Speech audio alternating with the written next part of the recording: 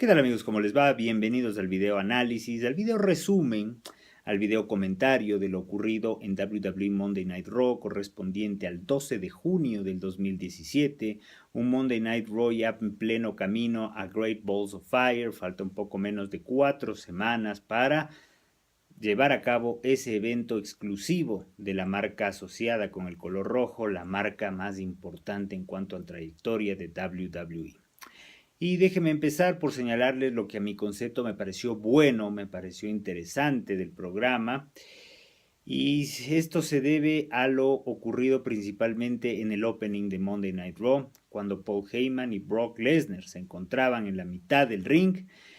Y Paul Heyman fue quien, en una hábil promo muy al estilo de Paul Heyman, pero lo vi esta vez más encendido que de costumbre, metido por entero dentro del storyline, que lo involucró de manera personal, ¿no es cierto?, a él, ya que la semana inmediatamente anterior, recordarán ustedes, Samoa Joe hizo víctima ejemplar a Paul Heyman de, obviamente, una de sus movidas insignes, de sus movidas más importantes, esa más famosa movida de sumisión, que le aplicó a la perfección a Paul Heyman, algo que él reconoció en el discurso del día de hoy. Y esto era para darle un mensaje a The Beast Incarnate, Brock Lesnar, de que no la va a tener fácil, de que Samoa Joe no teme a Brock Lesnar. Y bueno, Paul Heyman se dedicó a recordar lo revivido en el Monday Night Raw inmediatamente anterior, pero también se dedicó a insultar, a desprestigiar a Samoa Joe, incluso acusándolo de no querer vincularse ni por lado de afinidad, peor por parentesco, a lo que es la gloriosa dinastía samoana. También dijo que Joe no se ha comprado un muy buen lío, que no es capaz ni siquiera de llegar a encerrar a Brock Lesnar en aquella figura de sumisión y que no tiene ninguna posibilidad frente a la bestia. También decía que él esperaba más de Samoa Joe y que habría entendido el ataque hacia su persona si es que algo habría ocurrido frente a Samoa Joe en el pasado, pero que en ningún momento pasó eso. Sin embargo, y luego de esas palabras bastante sentidas por parte de Heyman, no noté al público todavía muy metido dentro de lo que era ya la construcción o presentación oficial del feudo, finalmente con el campeón universal presente ahí en el ring, tras WrestleMania 33, ya es bastante tiempo. Pero ante eso, ¿qué es lo que mejor pudimos ver y presenciar, ¿no es cierto? Y que WWE acertadamente hizo, pues bueno, si no te atraigo suficientemente o no genero la reacción que quisiera generarte, con palabras, con una buena promo, pues vamos a lo que estos dos saben hacer muy, pero muy bien, que es a los golpes, ¿no es cierto? Que es a aflorar toda la intensidad, toda la agresividad, toda la determinación que tienen. Y pues bueno, así vimos, apareció Samoa Joe, quien se dirigió única y exclusivamente con sus gestos, con su mirada y con su acción hacia Brock Lesnar. Avanzó hacia el ring, encaró a Lesnar, Heyman hasta eso ya había salido del mismo, y le propinó un fuerte cabezazo a Brock Lesnar, con lo cual se desató la guerra dentro del ring. Y en ese momento tuvimos la reacción deseada por WWE desde un principio, y aquella reacción que yo sí en un momento dado pensé íbamos a tener.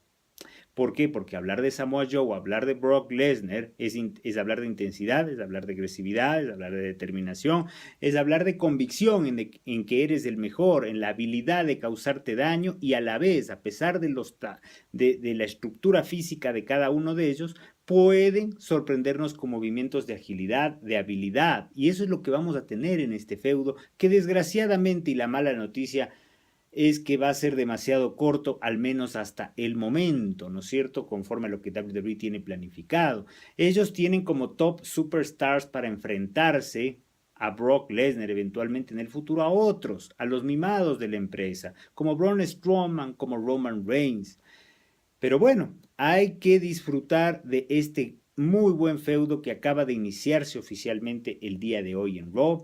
Tuvimos una fuerte interacción, Samoa Joe salió decidido a demostrarle tanto a Heyman, a Lesnar, pero sobre todo al WWE Universe, quien sorprendentemente en su mayoría desconoce el alcance de lo que puede significar Samoa Joe dentro de un ring. Me causó pena también que no se haya coreado, por ejemplo, el Joe's Gonna Kill You, propio de la carrera de Samoa Joe y que lo hizo destacarse fuera del mundo de WWE y dentro del mundo NXT inclusive también. Pero bueno, asumo que eso poco a poco se podrá lograr y lo de hoy fue realmente muy, pero muy interesante. Samoa Joe salió a demostrar lo que les dije, demostrar que está a la altura de Brock Lesnar y por qué no ser una amenaza real, enfrentarlo y quién sabe si Jinder Mahal se llevó el título por el lado de SmackDown, ¿por qué Samoa Joe no puede hacernos al menos a nosotros creer que existe agresividad, que existe nivel luchístico en él, como para dar el bombazo, ¿no es cierto?, y derrotar al campeón universal Brock Lesnar y llevarse ese título, haciendo sin duda alguna historia y justo mérito para todo lo que este luchador ha realizado a través de los años. Pues bueno, tuvimos una guerra en el ring, en un principio intentaron separarlos algunos de los WWE officials, pero hábilmente y dentro del feudo se estableció que, bueno, Samoa Joe se deshizo de 2 o 3, Brock Lesnar hizo lo propio y se necesitó que salga prácticamente todo el locker room, ¿no es cierto? Todo el locker roster que se encontraban ahí tras bastidores, ordenados por Kurt Angle, quien al salir le dio también mayor jerarquía, porque es Kurt Angle, porque es la máxima autoridad de Raw hoy por hoy, y por todo lo que Kurt Angle sabemos nosotros, los que somos fans del wrestling más allá de WWE, de la historia que Angle tiene, no solo con Brock Lesnar dentro de WWE, sino fuera de un ring de WWE con The Beast y con Samoa Joe, como no, en lo que fue una de las más grandes rivalidades de la década anterior. Me refiero a lo sucedido en TNA y fueron los mejores años de esa empresa. Pues bueno, al salir Kurt Angle, al salir todo el locker room, realmente que las cosas se tornaron personales y me agradó mucho el tono y la forma en la cual se está construyendo este feudo. Ojalá quedan 3 Raws aproximadamente para al menos generar incluso un poquito más de emoción, que el público se meta más, porque asumo que el éxito de este feudo será que tanto Brock Lesnar como Samoa Joe salgan fortalecidos y sobre todo Samoa Joe porque Brock Lesnar ya goza del respeto de los fanáticos independientemente de que les agrade o no les agrade lo que hace Brock Lesnar con su carrera y la forma de presentarse. Pero el lado de Samoa Joe, un luchador que todavía va a estar a plenitud de condiciones en WWE, que puede adueñarse, para mi entender, fácilmente del top heel spot dentro de Raw, es momento de que Samoa Joe empiece a ser construido como tal, como lo que él es dentro del ring, como un ejemplo de un luchador versátil, de un luchador dinámico, que puede realmente permitir que el público disfrute de un buen momento y de un buen wrestling con Samoa Submission Machine.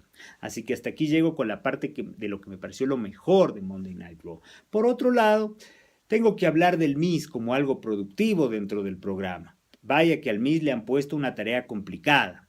Revivir el título intercontinental por un lado, que nuevamente cayó en la oscuridad con el reinado flojo de Dean Ambrose, quien no estuvo a la altura del título intercontinental y de su historia. El Miz en su momento sí lo estuvo.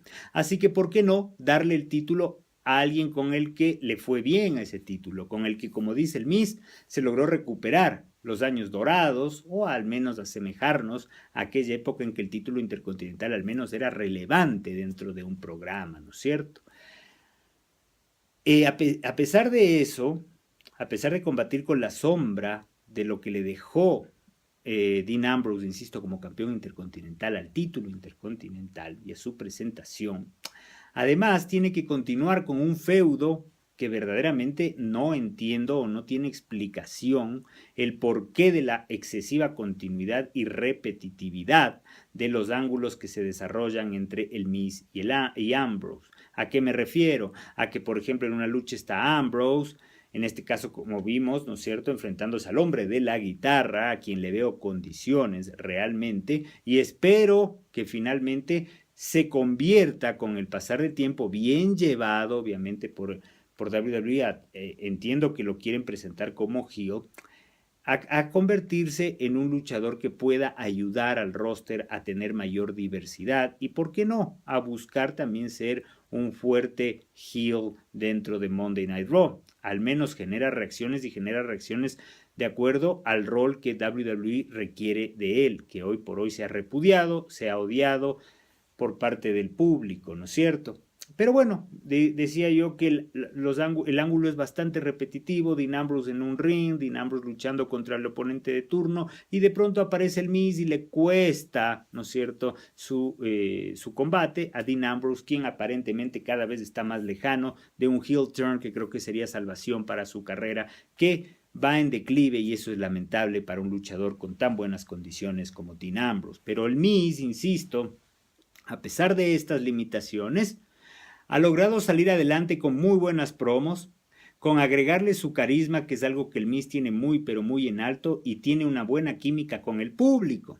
A eso súmenle ahora aparentemente sus discordancias, ¿no es cierto?, con sus problemas con Maryse, y esto se debe a la fobia que le tiene el Miz a Dean Ambrose, muy bien vendida por el campeón intercontinental. Añádanle que por redes sociales el Miz ya ha iniciado un aparente feudo o una aparente interacción de dimes y diretes en relación al título intercontinental con Sheamus. Pues bueno, realmente con el Miz, el título intercontinental parece que podría recuperarse poco a poco. Y vi determinadas facetas dentro de estos ángulos, a pesar de ser repetitivos con Dean Ambrose, que nos permiten tener al menos la esperanza de que va a tener un digno final este feudo de cara, asumo, a Great Balls of Fire, donde terminaría.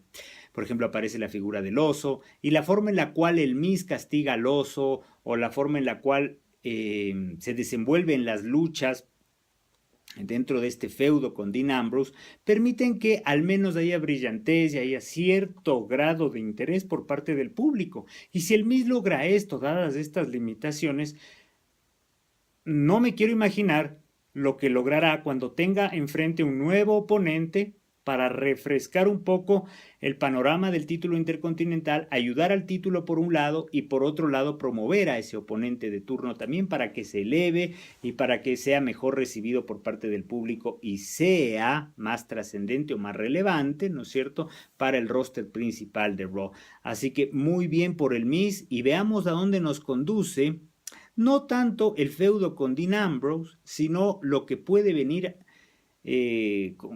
conjuntamente con eso, que es una potencial pelea o conflicto con Maryse. Veamos a dónde puede llegar eso, pero me parece que la decisión más acertada por el momento es ir por lo seguro con el título intercontinental y lo seguro hoy por hoy con el título intercontinental es ir con el Miz como campeón. Pues bueno, ahora sí vamos a hablar de cosas que no me parecieron correctas dentro de Monday Night Raw y hay varias, ¿no? Primero, las 3 horas cada vez le quedan más grandes a un programa que verdaderamente se ha convertido en prisionero de las barbaridades cometidas por el equipo creativo y debe haber alguien, ¿no es cierto?, sabemos quién es, que autoriza o desautoriza lo que el equipo creativo vaya a realizar y me parece que también ha fallado en ese aspecto. Vamos analizando brevemente para no cansarles tampoco. División de mujeres. El personaje de Bayley está prácticamente liquidado. Ahora quizás había alguna opción de ver cuál era la reacción final ya en frío por parte de Bayley respecto a lo sucedido en una entrevista que le dio o que le concedió a Corey Graves. Sin embargo de eso, cuando Corey Graves le preguntó a Bayley que qué pasó en Extreme Rules, por qué no pudo ponerse extrema, simplemente ella se limitó a decir que ella no está ahí para infligir daño a sus oponentes, que ella está ahí para alegrar a la gente, para alegrar a los niños, y que en pocas de eso ella no va a poder hacer nunca, ser extrema. Entonces, básicamente fue el entierro del personaje de Bayley. La Bayley que vimos en NXT, no quiero referirme a la luchadora que a mi entender es muy buena luchadora y por eso me da sobre todo pena porque ella tenía todas las condiciones o tiene todas las condiciones como para brillar o para tener un spot inclusive mucho más alto del que tiene actualmente, que está reducido casi a la nada su personaje y su estatus dentro de WWE. Pero ella en NXT, Continuaba siendo Bayley el personaje que agradaba a los niños y a las niñas, pero su agresividad, su actitud sí se la veía dentro de un ring. Hoy por hoy resulta que ni un kendo pudo agarrar para castigar a aquella retadora que se le burló, aquella retadora que la insultó, aquella retadora que utilizó gente valiosa de su vida supuestamente, ¿no es cierto?, para dejar demostrado que Bayley no sirve para absolutamente nada. Se metió hasta con su familia, pero a ella ella no pudo hacer nada, no le despertó el más mínimo rasgo de agresividad y de venganza. Recordemos que esto es wrestling.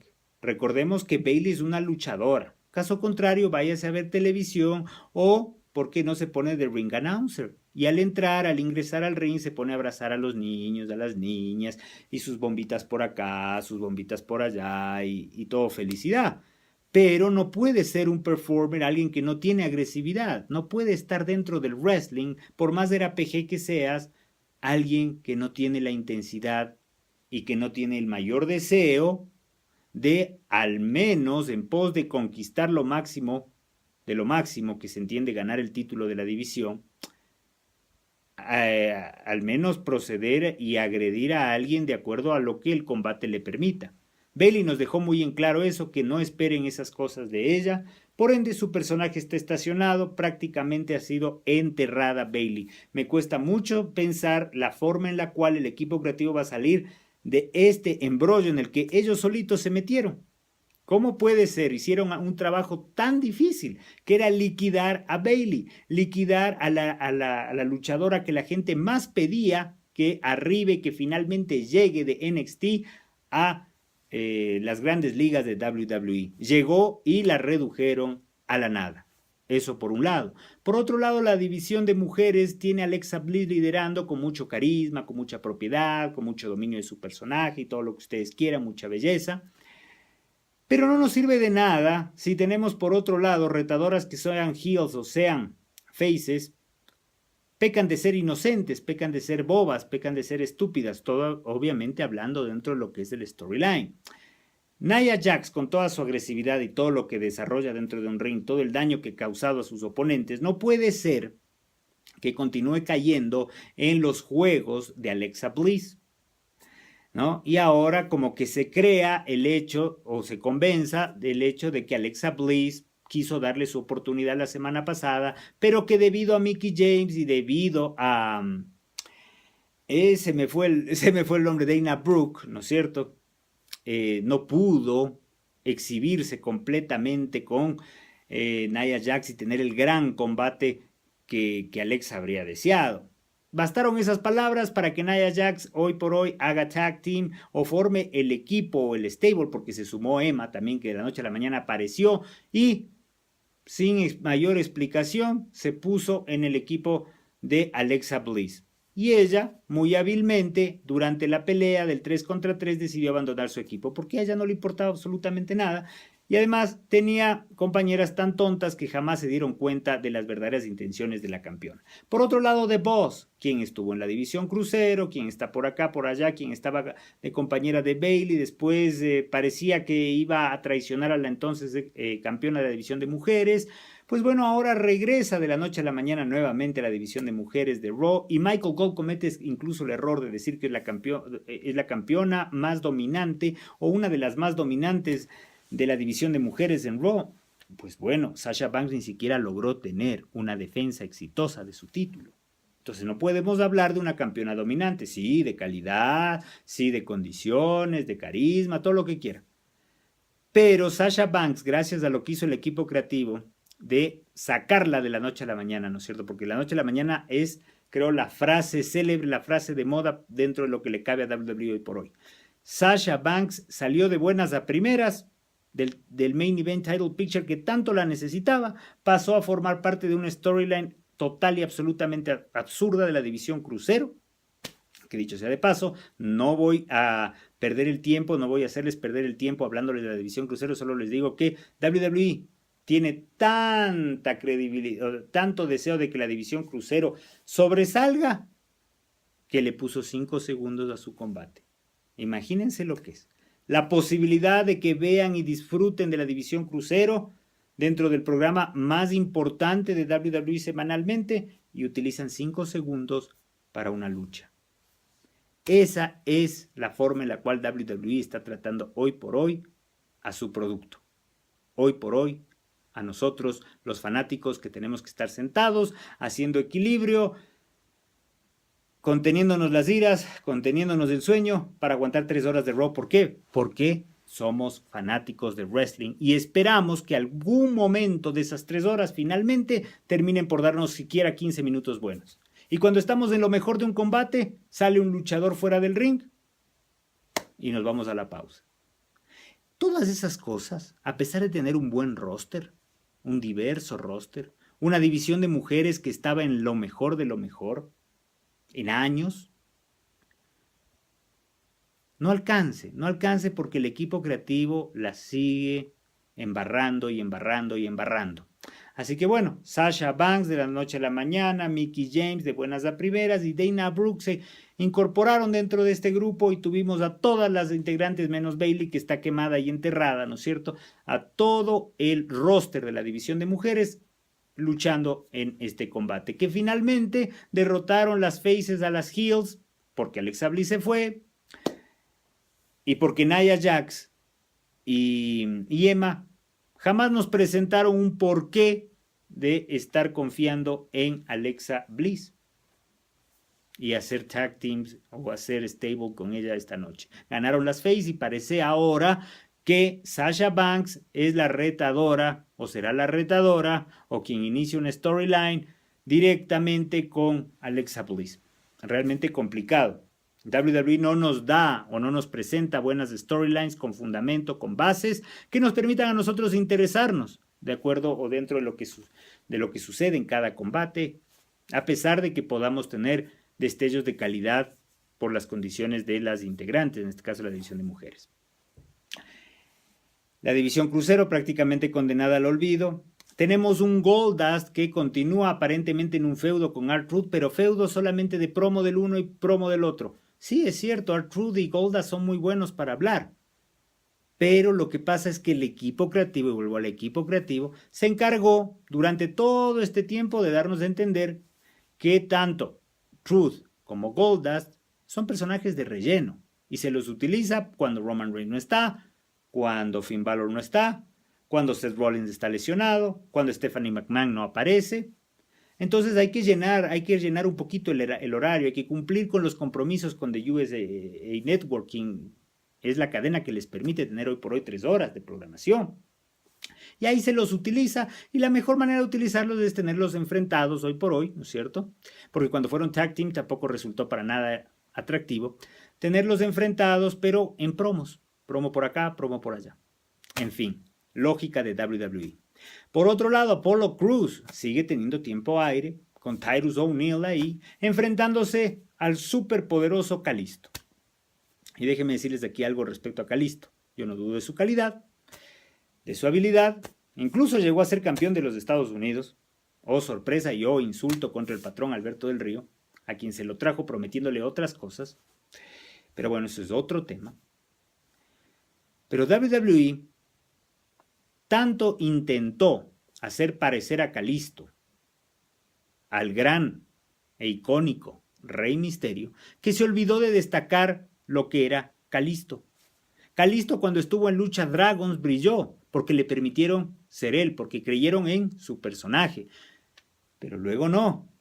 Se ha convertido simplemente en un Rey Misterio 2.0. Y las segundas partes no son, en su gran mayoría, iguales o peor mejores que las primeras. Y solo hay un Rey Misterio y eso WWE no termina de entender. Lo pones frente a Apollo Crews, quien tiene toda la estructura física, ¿no es cierto? La habilidad, la agilidad, pero no tiene la cara ni el carisma como para desempeñar o interpretar un papel, sea de face o sea de heel, dentro del ring de WWE. Peor transmitir un mensaje a la gente. Le sumas a Titus O'Neil ahí, quien de la noche a la mañana es mentor. No sé qué habrá hecho Titus O'Neil para merecer esa calidad, o con qué cara Titus O'Neil puede darle consejos, ¿no es cierto?, a Apollo Crews.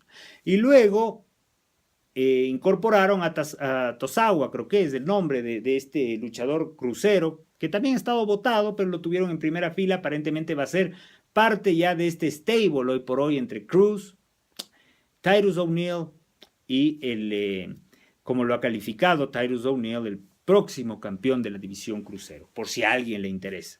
Cruz finalmente se impuso sobre Kalisto y se entiende que esto es un gran triunfo. Lógica de WWE. Y llegamos al final de la noche, ¿no es cierto?, donde tuvimos el main event que tanto pasaron promoviéndonos. Yo sé que estábamos en un día de final de playoffs de la NBA, por si acaso, ¿no es cierto?, los Cleveland Cavaliers de LeBron James enfrentándose, ¿no es cierto?, a los Warriors de Curry y hoy por hoy de Durant, ¿no es cierto?, Kevin Durant. Pues bueno, yo sé que estamos frente a eso y por ende no había obligación de pronto de WWE de enfrentarse en ratings a lo que podía generarte la final de la NBA con la posibilidad muy clara de tener un nuevo campeón esta noche. En otra época, cuando se daban esos eventos importantes, ¿no es cierto?, de multitudes a la misma hora de un Raw, de un SmackDown o de un pay-per-view, WWE lo que hacía era combatir eso, ¿no? Y poner y presentarnos lo mejor de su producto, poner muy buenas luchas, quizás bajar un poquito los comerciales o distribuirlos de mejor manera, pero la idea era presentarnos un mejor show para al menos generar el interés de la gente de hacer el zapping necesario para nosotros poder disfrutar de la programación y no perdernos de lo que suceda con WWE. Hoy por hoy la actitud es otra. Vienen los playoffs, viene la final de la NBA. Entonces nosotros pasemos simplemente promoviendo un main event que suena bien en teoría, pero a la hora de la hora no importa porque sabemos que vamos a perder en ratings. Igual Raw ha venido bajando en ratings, pero como no tenemos competencia que nos iguale, porque esa es la credibilidad hoy por hoy de WWE, es lo que tienen metidos en su mente, y nadie los culpa, ¿no? Son la empresa de entretenimiento número 1 del mundo en cuanto al arte del wrestling. Término que ya no quieren utilizar. Pero bueno, la cuestión es que finalmente se promovió tanto durante el programa, durante las 3 horas de los Hardys frente a Sheamus y Cesaro, y que iba a haber la oportunidad titular hoy noche en un 2 out of 3 falls match, imagínense ustedes, que sonaba tan pero tan atractivo que al momento de llegar a la lucha en sí tuvimos máximo unos 6 a 7 minutos de lucha. ¿Por qué? Porque fueron cortados por los comerciales y porque inclusive aparecieron Gallows y Anderson backstage, no entiendo para qué, pero bueno, durante la lucha que se estaba dando por los títulos de pareja, para finalmente ocurrírseles cuando el combate estaba entrando en el tiempo o en el momento decisivo, ¿no es cierto? Estaban empatados 1-1 en caídas. Se les ocurrió la maravillosa idea de que simplemente afuera del ring las cosas iban a concluir y que por conteo de 10 ninguno avanzó a subir al ring, por lo tanto Sheamus y Cesaro retuvieron los títulos y luego para compensar en algo a la gente, Jeff Hardy hizo un lanzamiento desde la tercera cuerda del ring hacia afuera sobre los campeones Sheamus y Cesaro y con eso se entiende que terminamos por todo lo alto Monday Night Raw. De verdad utilizas a los Hardys para darnos este tipo de lucha y con este final. Si todos sabíamos que se venía, ¿no es cierto? O se va a venir esa revancha por los títulos de parejas y que va a ser en este nuevo evento que se les ocurrió con el nombre de Great Balls of Fire. ¿Cuál fue la necesidad de ponerte esta lucha y dejarte un tal mal sabor de boca por el momento que pasaste a pesar de todo lo que te promovieron? Esto genera que los ratings bajen de aquí a lo que queda para la construcción de Great Balls of Fire, porque sabemos que la única lucha seria que queda entre estos dos tag teams será el momento del pay-per-view.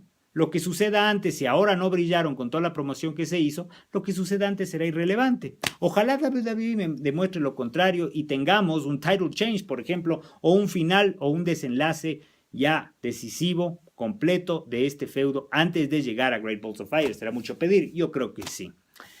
Pues bueno, les he topado los temas, lo bueno, lo excelente, lo bueno y lo que no me pareció bueno, más bien nefasto dentro de la programación de Raw. Y no me parece que podamos perder 3 horas de tiempo valioso de un programa tan importante y prestigioso en básicamente puro ángulo de relleno, en vez de aprovechar esta gran oportunidad y demostrarnos WWE a los fanáticos de que ellos quieren hacer las cosas bien, de que ellos saben y son conscientes de que su producto no está siendo tan bien vendido como debería, a pesar del roster que tienen y a pesar de las grandes posibilidades, porque WWE es una maquinaria. Al menos demostrarnos un poco de humildad y querer rectificar y mejorar. Sin embargo, de aquello no sucede eso. Y creyeron que con una promo de Roman Reigns por ahí, hablando algo de SummerSlam, o una presentación de Finn Balor aislada en promos, la cosa estaba solucionada. Y por último, claro, Bray Wyatt con Seth Rollins, un feudo que carece de todo tipo de interés prácticamente, porque Bray Wyatt sabemos que habla y habla, llega el pay-per-view o la lucha decisiva y pierde, excepto cuando sea un combate tan horrible, tan nefasto como The House of Horrors match, donde ahí de pronto gane, ¿no? Frente al arquitecto que lo que necesita es consolidar su personaje de face, ¿no es cierto?, pero yo veo difícil que en un feudo frente al muy alicaído Wyatt, que dicho sea de paso está siendo demandado por divorcio ya en su vida fuera del ring, vaya a tener el efecto de ayudar a Seth Rollins a potenciarse a futuro.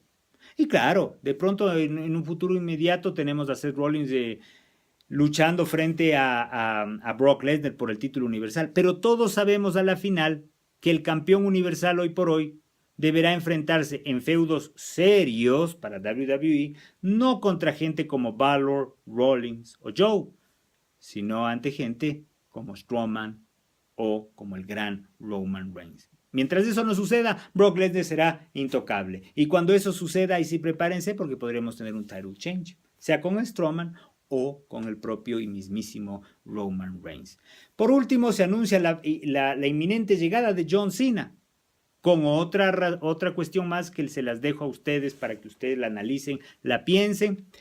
Pues bueno, si bien es cierto, el 4 de julio en SmackDown Live, John Cena estará de vuelta en WWE, estará en SmackDown Live, pero se ha dejado la puerta abierta, aparentemente hasta aquí, para que John Cena, de la noche a la mañana también, se olvide de que pertenece a SmackDown Live y sea considerado un free agent. Y por lo tanto lo tengamos revoloteando y pasando de Raw a SmackDown de lunes a martes, bailando entre programas y aparte de eso payaseando a lo que es supuestamente la división de marcas y que en un principio se encargaron tanto Stephanie McMahon como Shane McMahon, como Vince McMahon, Mick Foley, Daniel Bryan, etcétera, de decirnos que iba a hacer competencia y de la buena entre una marca y la otra. Cosa curiosa, durante Raw gastaron muchísimo tiempo en promover el evento de SmackDown Live de este día domingo de Money in the Bank Match. ¿Están de acuerdo con que John Cena haga apariciones cuando le dé la gana en Raw o en SmackDown?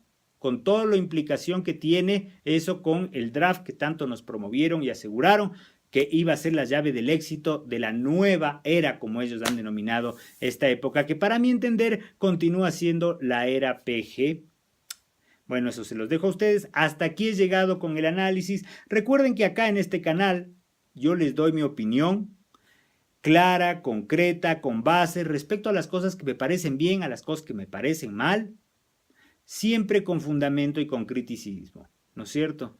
Intentando darles a ustedes los mejores elementos para que ustedes también vayan preparados a la siguiente programación, sepan cuál es el estatus que tiene WWE actualmente, no se hagan muchas ilusiones, pero al menos continúe el interés por lo que está sucediendo con el producto actualmente. ¿Qué harían ustedes para cambiar eso?